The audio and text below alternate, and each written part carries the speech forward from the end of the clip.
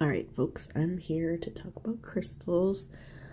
I am specifically talking about the ones that I find very protective.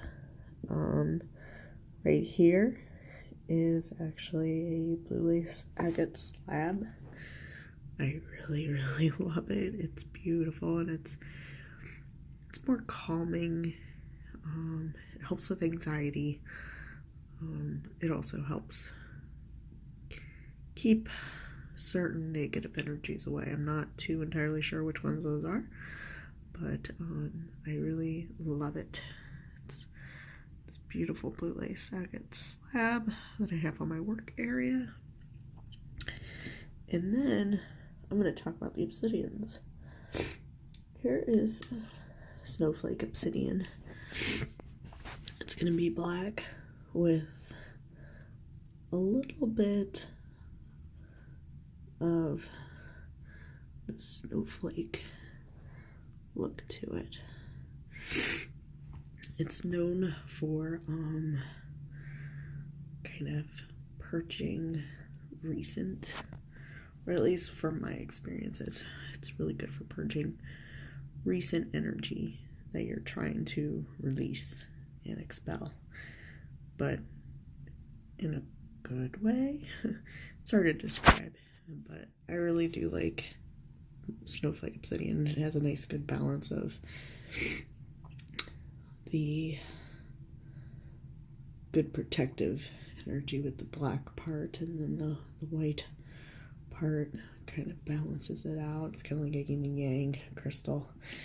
Okay, now on to Mahogany Obsidian.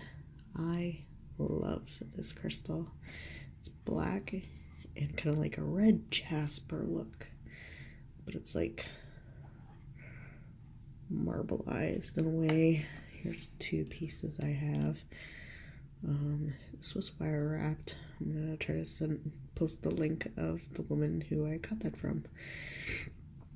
I like her wire wraps. Okay, anyway, not rainbow obsidian. Mahogany Obsidian is great for grounding, feeling more grounded. Like if you wake up and you're like really excited about the day and you just have a lot going on, it kind of helps you kind of go day moment by moment. I kind of like it as my mindfulness crystal in a way.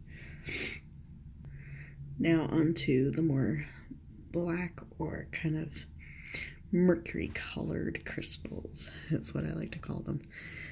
Black tourmaline is gonna almost look like coal in some ways, but then it's very shiny in other ways. Depends on which way you look at it. Then there's hematite. Hematite is very shiny. Pretty sure this is hematite. I'm not 100% sure, but it's quite lovely and it has the same weight as hematite.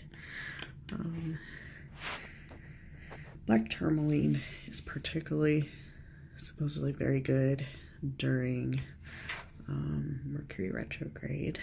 So if you're having trouble communicating with people, it kind of helps you balance. I don't know. Try it out. It's pretty nice and it helps you ground yourself and very protective. I found that it really helps me. It's kind of like the Snowflake Obsidian, kind of like a yin-yang effect. Hematite is actually supposedly really good at clearing other crystals. I like to store one in my pocket with other crystals, especially if I feel like they've done their work for a while, and then I take them out and then I kind of put them back in my pocket with the hematite and kind of ask for it to clear the crystal, and then I take them out of my pocket again and I'm able to add my intention again to that specific crystal to help me throughout the rest of the day. Now, smoky quartz is kind of like that as well. I think it's also called Apache's Tears. This is one that I actually had a class in, and I wrapped it, and It's quite lovely. I love it, especially the fact that I really put a good effort into making it beautiful through the class. I was very careful soldering it and everything. Anyway, the cool thing is it does come to a point, and I have a feeling that really does add to the psychic protection in this crystal. So the point, sometimes I wear it outward. I feel like that kind of helps dispel negative energies away from me. I don't know. It's just, I'm still finding out what it does. Again, this is just my own personal experiences with crystals. I really, really enjoy crystals. They help me tremendously. Okay, so this is rhodochrosite. This guy is amazing. Okay, so this is a really good crystal for protection, but also gives you loving energies that very similar to rose quartz in my experience. It helps you remind you that love is around you. It can be hard sometimes when you're really depressed. Ooh, speaking of depression, okay, so it helps with protection, but also helps remind you to love others, but also accept the love of others, especially if you're good at and love yourself, which is kind of hard for me. I'm really good at loving other people, but not so great at giving myself the love that I need. And this one, especially with the combination of blue lace agate, I find that these two combined really help me when I'm dealing with depression and anxiety. So again, lepidolite, it's spelled Lepidolite, and blue lace agate. They are amazing. Actually, I have a really interesting experience of the lepidolite, not this particular one, but I was in Arizona and I was dealing with a really not so great relationship.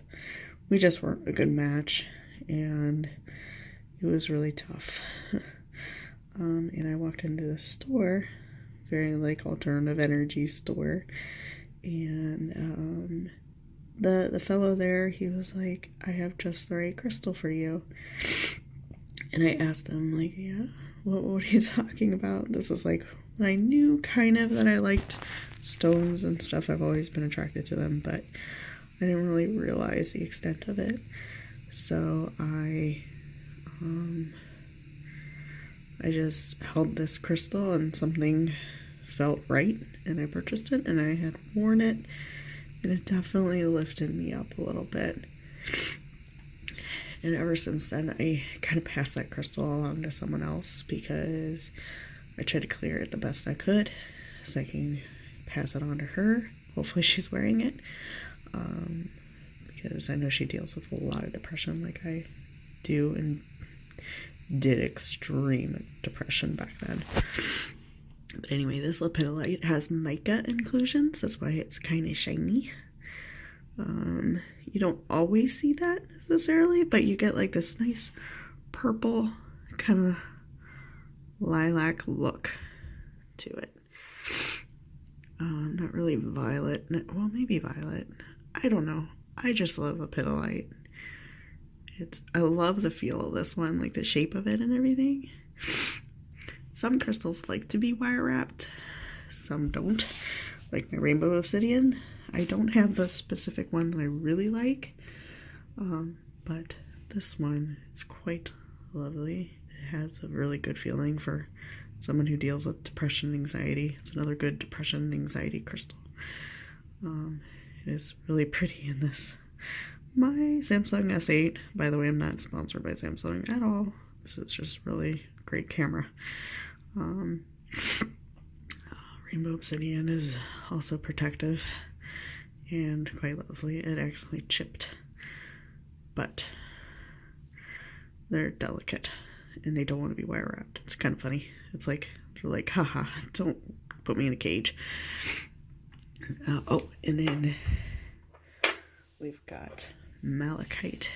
This guy helps you be grounded, but almost like an older sibling is reminding you, like, hey, get your head out of the clouds. Or, you know what, maybe your head in the clouds is good. But, yeah, it's a really nice crystal. Malachite is great. It's supposed to be a good luck stone. I don't know if I found that yet, if it's good luck or not. Okay, so now we've got Tiger's Eye. Oh no, this is not Tiger's Eye. Huh? Okay, this one, I'm trying to remember what it's called. But it's dark. It has the striations. Maybe someone will leave a comment for me. It's lovely. It looks like a storm cloud or something with fire, like a thunderstorm with lightning shooting through it or something. I forget what it's called.